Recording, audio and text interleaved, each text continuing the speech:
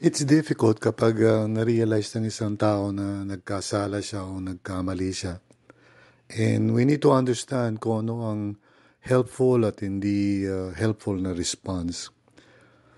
Siyempre, una sa lahat, hindi helpful kapag tayo ay magre-respond in anger o kapag nawalan tayo ng control and we just shout or whatever, no?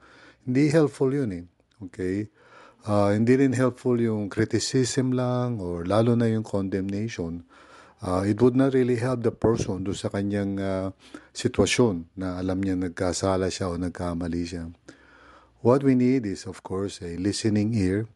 Siyempre, hindi naman madali yon kapag ang tao na halimbawa na nakaranas ng pagkakamali ay tayo.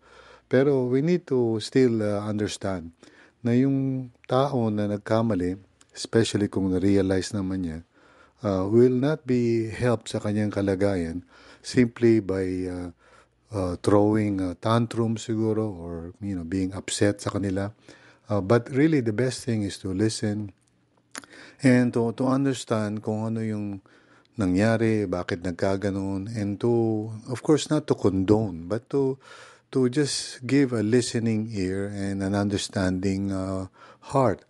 Again, hindi naman para sabihin na okay lang, but to help the person. Dahil pag nagkasalang isang tao, yung tendency niya to be guilty and ashamed and to blame himself, siyempre, napakalaki nun. And we must always respond in love, kahit na minsan nasaktan tayo.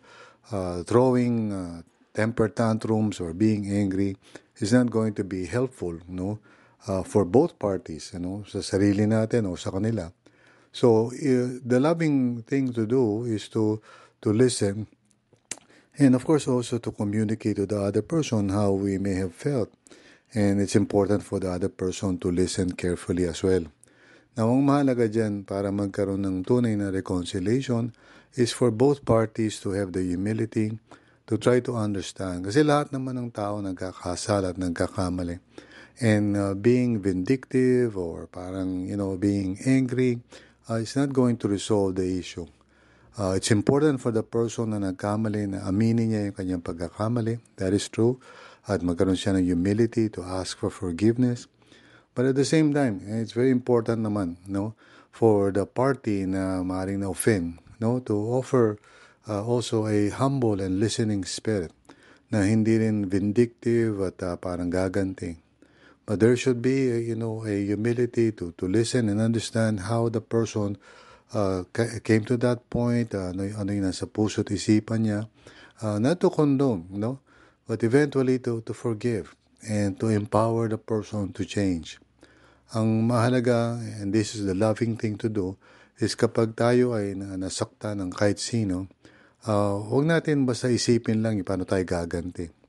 Isipin natin paano tayo makatulong dun sa tao for that person to move forward. Sigurado kung lalo na kung aware naman siya sa kanyang pagkakamali, it's very important na ma-encourage din siya na hindi ma-self-condemn, kundi magpatuloy sa pagbabago ng kanyang buhay. God bless.